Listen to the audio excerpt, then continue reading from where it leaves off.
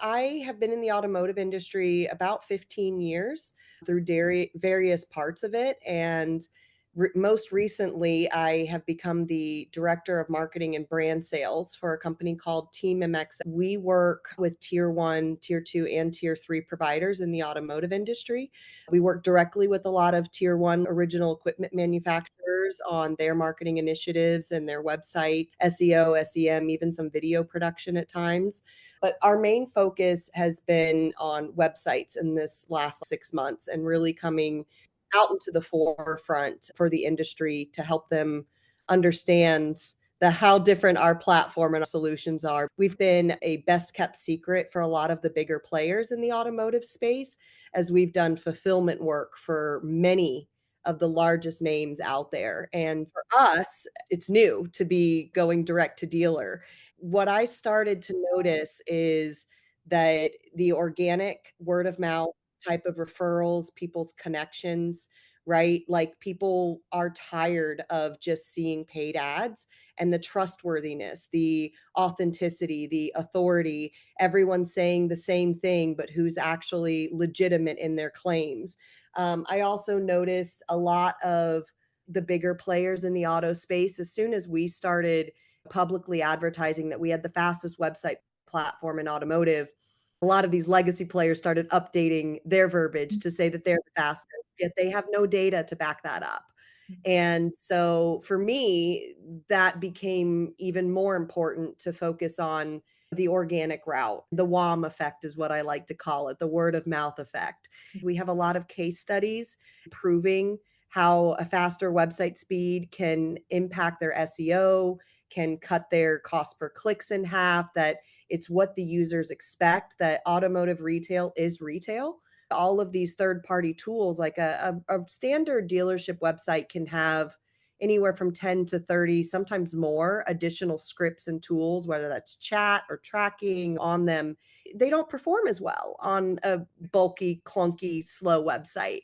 For us, we've been contacting them directly and saying, let us show you how much better your tools perform on our website. That's really been powerful for us, going hand in hand with some of these people and expanding our referral marketing program or doing pass-throughs. Right now, I'm working on a preferred vendor list for our company Mhm. for tools that we know actually help the overall website experience as well. Those are things that we've been focusing on, and a lot of testimonials. What's interesting is we actually have a lot of our dealers asking us if they can do testimonials for us because they're so excited about their results, flabbergasted at how much a simple change in their website can affect every other part of how their brand is represented, their customer's first impression, how educated they are by the time they get on site to the actual dealer, that it helps their trustworthiness, their authority. Just overall, it's just better. For us, a lot of that has just been the one-on-one conversations, right? That really organic method of ask your neighbor. You're going to trust their opinion on something more so than a random billboard you see going down the street. Mhm. And so we're just relying very heavily on that. Dealers like to talk. So the more that we can showcase our own dealers talking about our products, the more other dealers want to be able to do that. For us, that's been our main thing. I have zero paid ad budget for this year. I don't plan Wow. on spending a single dime. We've already more than doubled our LinkedIn following. We've gotten very strategic with just narrowing it. Yes, we have Facebook and Instagram, but we're really focused on honing in on the one channel that we know works and focusing our efforts. And our marketing team is me. And I also do sales. We're really finding that the authenticity and that word of mouth and referrals is creating a massive waiting list for us, for people to come to build websites. And some of the biggest players in the industry are knocking on our door now without us having to reach out to them. Wow. So One-man band powerhouse, really. It's like when you have a product that legitimately solves problems, word gets out. So I feel like there's so much fluff and a lot of disguise. People are seeing right through it with a lot of paid ads. I'm not saying that there's not a place for it, but for companies that have products that legitimately solve niche problems, I don't think there's as much importance to be put on paid ads. Social media, videos, testimonials, case studies, things of that nature are email, right? Even putting out email blasts. I think those things are more important moving forward for trust and authenticity. And in all of it, what's the most difficult? I would say trying to plan the life cycle, right? Trying to say when could this referral or what have you, because they're all coming in from different pipelines. The sales cycle is a little different, obviously, than just being able to put out a paid ad to take a demo and then you have a general idea of, okay, I'll do a demo in this amount of time frame. I'll have X amount of follow up to then close the deal. Some of these are bigger deals that have multiple websites or multiple clients coming on at one time. So each one is unique. And obviously, some of these deals are coming in from like manufacturer levels, and they're like, hey, we maybe need 40 at a time. But there's a lot more steps that need to be put into place. So I just think it's a different approach. We're trying to build out what each one of these life cycles looks like for these different types of deals. But it's only been 6 months since we've been forward facing with our marketing. And I think that's an okay problem to have as we continue to optimize and move forward. And I suppose if you had unlimited resources or a magic wand, what would you do?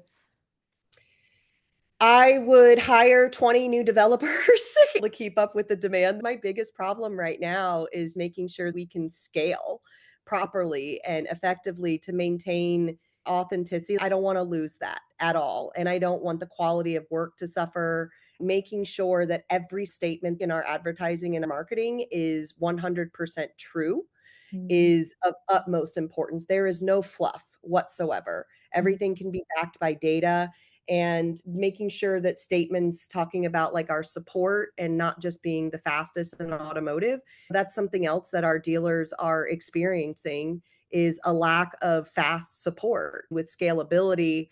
That's something we have to pay close attention to, and we are. So for me, a magic wand would be almost like I want to speed up the sales. There's more dealers that I want to help, but we're trying to make sure that everything is there. We didn't plan on this strategy working as quick as it did, but my magic wand would just be to scale at the wow. same capacity that we're able to offer our clients solutions and not have a waiting list and just be like, all right, we're press and go. You want us to do 50 a month? Let's go. You're like So a venture's dream unicorn who can scaling hey, happen. I've got to give all of the credit to our tech team. I've only been here 6, 7 months. I came from helping put on large automotive conferences for two of the biggest names in the industry.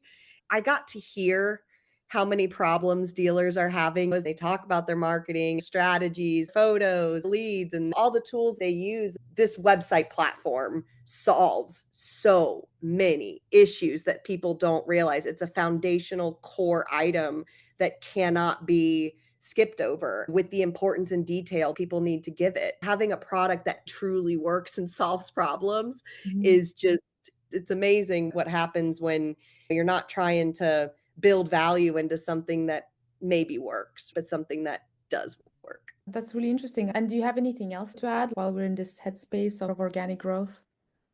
I think people really need to think about their brand as being personal, right? So even like a lot of the stuff that we're posting like on our LinkedIn and our social channels, it's of our team and we're not afraid to show that we can be goofy, that we can be trusted. I think the biggest thing with the authenticity is that people want to work with people that they like and that they trust. It's not always about the best solutions, while that's a major part of it obviously as I've just outlined, but people want to work with those that they like. And so being able to showcase your team and how you guys work, how you solve problems, maybe some of your goofiness, some of the quirks that may not be for everyone, but ultimately your clients are going to find out later on.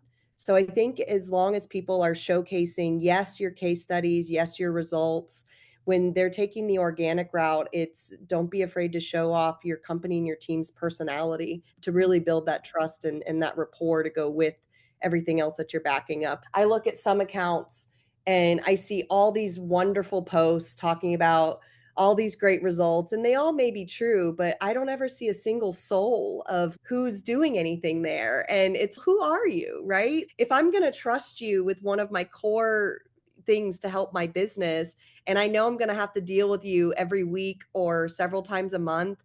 Like, I wanna know who I'm dealing with. So I think that's a really big thing. I think as even in our industry, we advise also to put on the websites a lot of the actual car sales reps. We say, look, just take your cell phone and we'll do a little pop up on your vehicle display page on that actual vehicle of your sales rep just doing a walk around very casually, show off their personality, right? Like, it doesn't need to be some overproduced, gorgeous video. Like, just show the interior and showcase like that sales rep's personality, post it on social. And that not only helps our website, but it helps their branding. So I just think from end to end, no matter what anyone is doing, to really focus on that personal aspect of it. Makes sense. Yeah, especially now that in the age of AI, like we're gonna celebrate the human more and more because Yes.